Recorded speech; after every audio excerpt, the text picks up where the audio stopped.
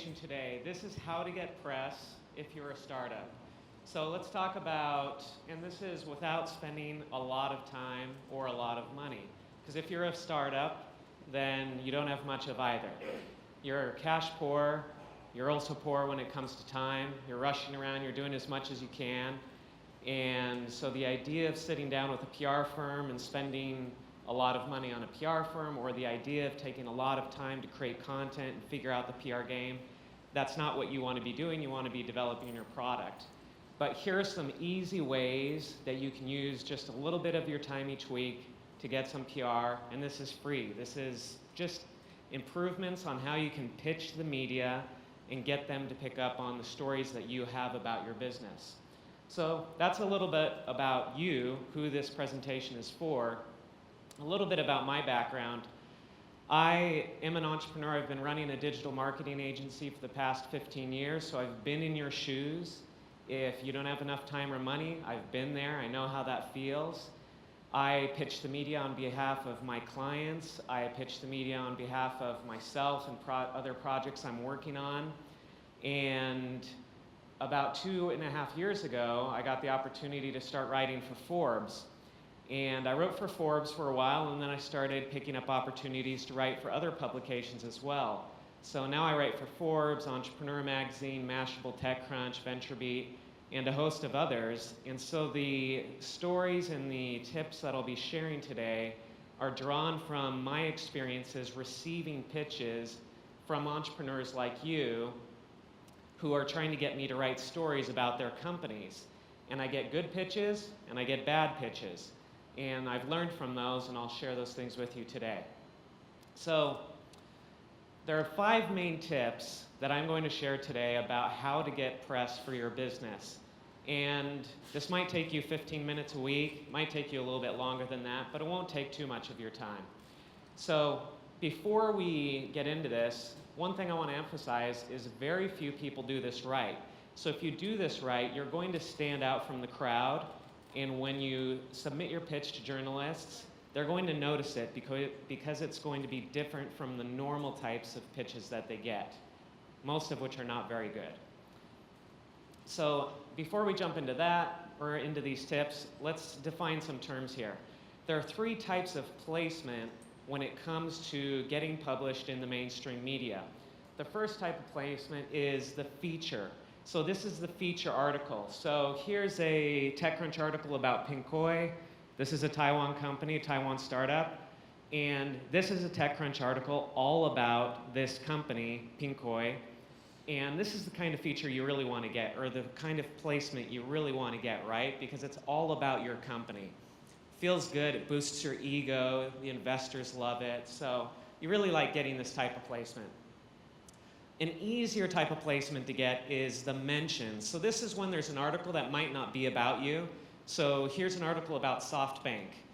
But if you look down through the article, they mention a lot of other startups. You can't read this, but you can see that these pink boxes, these are mentions of other startups within this article about SoftBank. So that's still good PR. They're still being mentioned within this article, even if the article isn't about them. That's a second form of placement. The third type of placement is when you create content or other resources, or you provide data, visuals that journalists use to support their article. So it might be an infographic. So here's a Tech in Asia article about the 2014's biggest Series A funding events. And if you scroll down in this article, you'd see this infographic down here. Well, you could create this infographic. At the bottom, you would say this infographic brought to you by whatever your company is.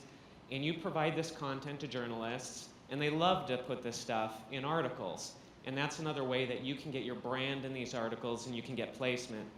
Normally, when you provide content like this, it's typical that the journalist will put a link back to your website, mention your company, and say, hey, this infographic was provided by such and such company. So that's another way that you can get placement.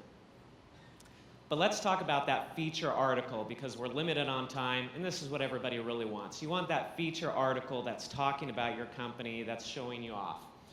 And we'll assume you have a good reason to want this feature article. You don't want to get these feature articles just because it's an ego trip, just because it makes the investors happy. You want to get these feature articles when it grows your business, when it plays into your marketing plans, when there's some sort of good business reason to do it. Because it is going to take a little bit of time, and it's going to require attention, and you don't want to take your precious time and attention away from building your business to do this just to feel good. So number one tip out of these 5 tips is you need to start seeing stories everywhere. It's typical for somebody to think that their business is either fascinating or really boring. And typically, founders think that their business is fascinating, but then when they sit down and say, now how do I write a story about this, or how do I pitch a story to the media about this, they draw a blank and they think, oh, my business isn't really that interesting. I don't know what a journalist would want to know about my business. But your business is fascinating. And when you're inside your business, sometimes you don't see it the way that people outside see it. But there are literally hundreds of stories that could be written about your business, even if it's really boring. My company, we work with self-storage companies. Self-storage is a boring industry. We're talking about businesses that have boxes that you put other boxes inside of, and that's it. You put boxes in there and you just leave them. That's a boring industry, but we come up with tons of stories about our clients, our self-storage clients. So there are stories everywhere. But you have to learn how to see these stories. And to do that, you have to think like a journalist. Here's an example of how different people see things differently. So what do you see in this photo?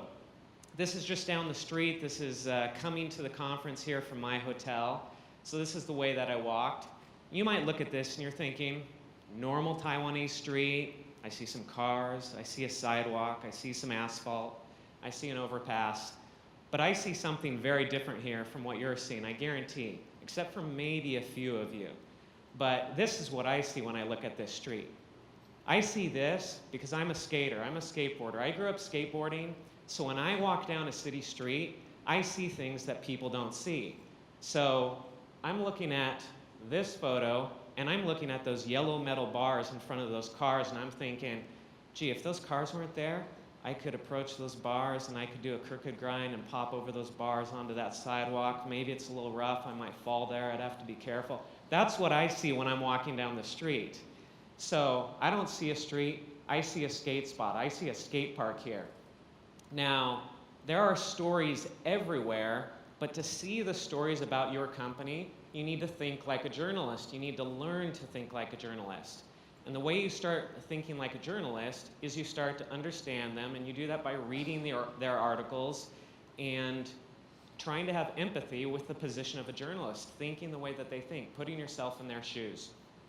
So once you start seeing stories everywhere and you start thinking about stories and you start having ideas for these stories, you want to choose your outlet first. You don't choose the journalist first, you choose the outlet.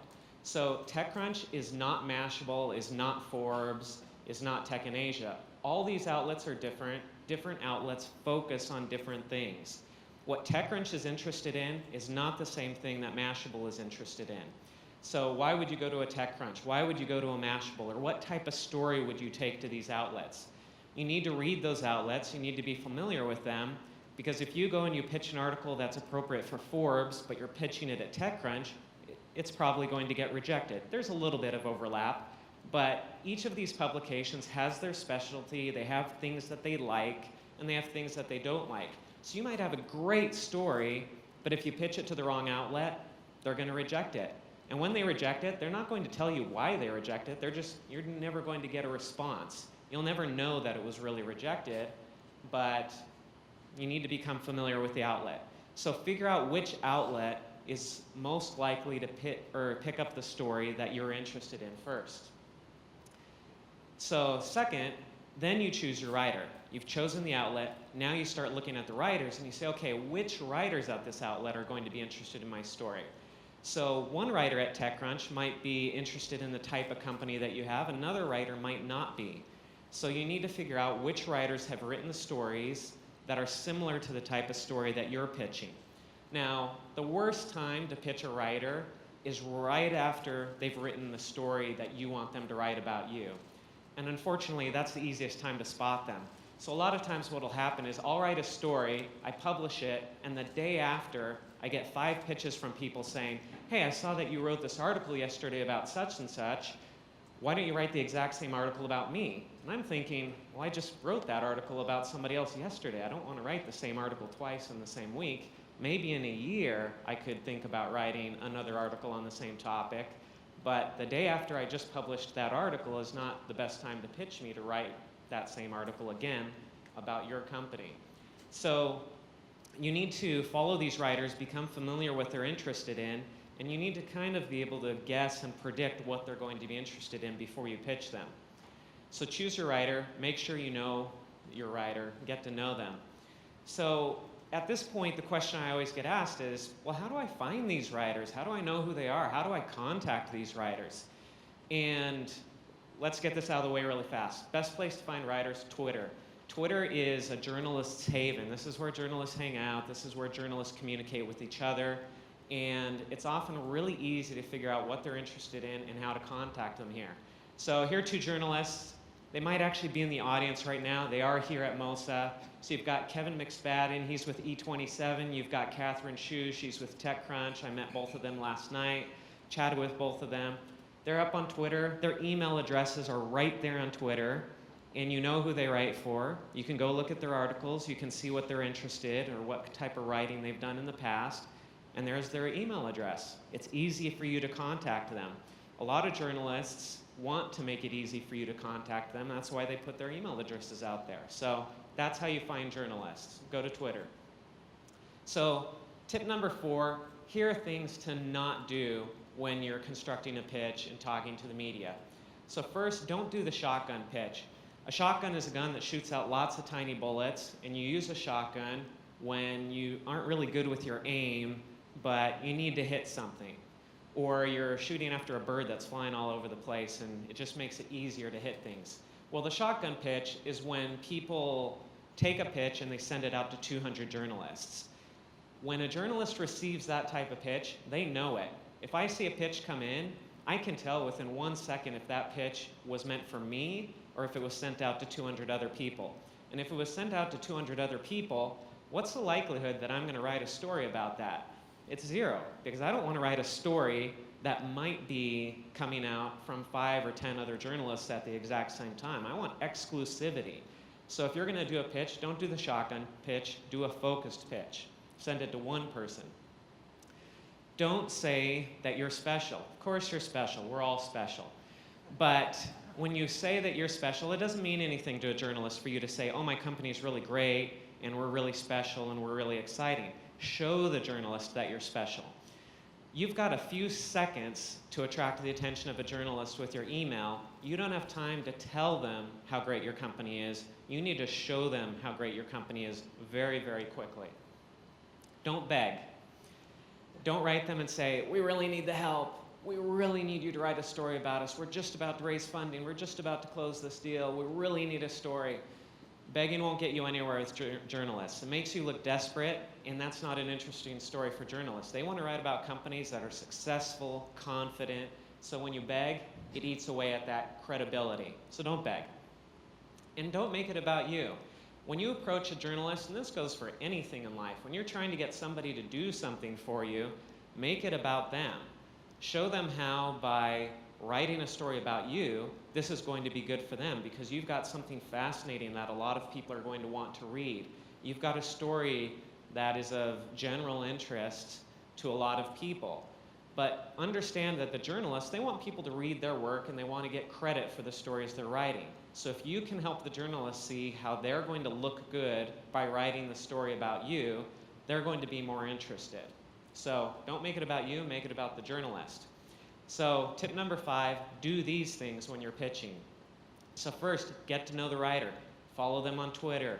Read the articles that they've written.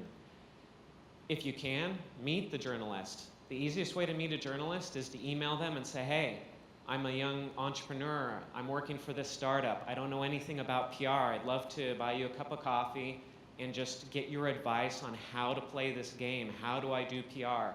Can you sit down with me for a half hour? People love to give advice. So try to sit down with a journalist and you'll start developing a relationship that way. It can be pretty easy, easier than you might think. Personalize your pitch. When you send an email to somebody, make sure that it's obvious that you're only sending that email to them. And that doesn't just mean starting it out with their name, although that's really good. I've gotten pitches that were addressed to Cindy and Julie, and when I get that kind of email, it's pretty easy for me to tell that they're not really just sending it to me.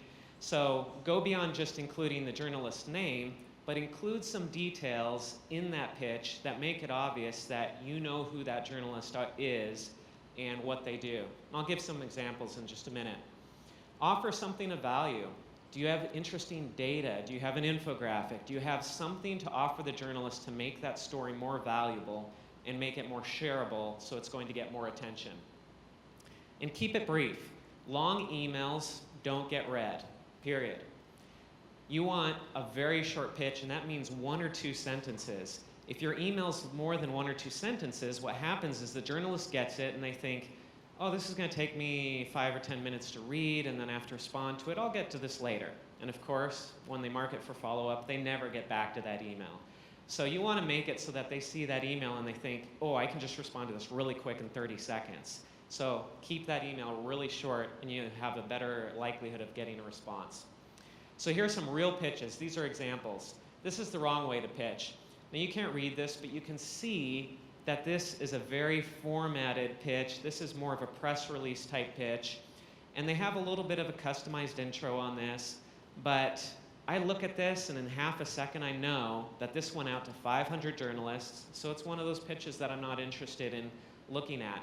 You don't want to send a nicely formatted pitch like this. You want to send an authentic personal email. This is a situation where less really is more.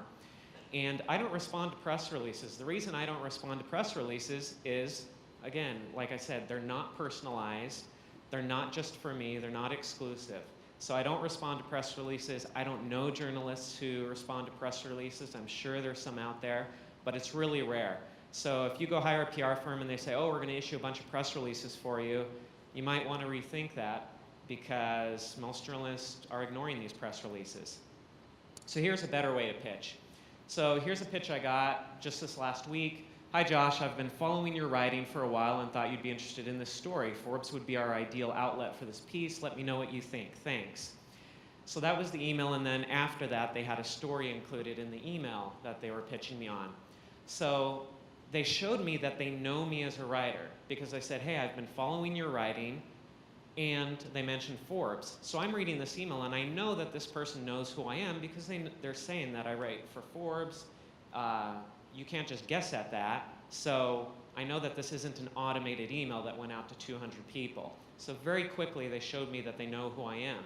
And they personalized it. They made it about me. They showed me that they know that I write for Forbes. Here's another one. Hey Josh, hope you're doing well in Hong Kong, or HK. I just finished a unique story on entrepreneurship that exposes the MLM industry. I saw 5 or 6 other Forbes writers that cover MLM, but thought the entrepreneur angle would make it appealing for your readers as well. So again, in a number of ways, he showed that he knows who I am. He mentioned Hong Kong, where I live.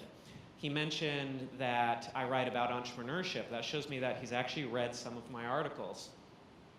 And those same factors are personalization in the email. Shows me that this is a single pitch addressed to me. Nobody else is getting this pitch from him. So, and he's offering something of value. He said, hey, I just finished this story. He's offering me this story that makes it easier for me to put a story together. If you approach a journalist and you just say, hey, why don't you write a story about me? The journalist is going to say, well, what story should I write about you? So don't just say, write a story about me. Come to them with a story already in your mind so they don't have to do as much work to write a story about you. So again, 5, do these things. Know the writer, personalize, offer something of value, keep it brief. And bonus tip, don't give up. Too many entrepreneurs submit a pitch to TechCrunch or Mashable, and they get rejected, or they get no response, and they say, well, that didn't work. Well, you don't know why it didn't work. Maybe the email didn't actually get through to the journalist. That's rare, but maybe that's what happened. So if you send a pitch in, you don't get a response, follow up after 6, 7 days. If you still don't get a response, maybe the journalist is just busy. Maybe they have too many similar articles that they need to run this month, so it's just not a good month for that story, but maybe next month would be a better month for that story. So don't stop when you send in a pitch and it gets rejected. Keep pitching the media. Maybe it'll take 5 pitches before you get 1 article in. Maybe it'll take 10. But if you get that article in, you get that feature story, it's going to be worth it. This can launch your business, it can attract investment, it can do all sorts of great stuff for your business. So that's the end. If you have any questions, if you'd like to get more information, you can contact me on Twitter. You can follow me on my blog. I'm always writing about these types of tips for entrepreneurs. And thank you very much.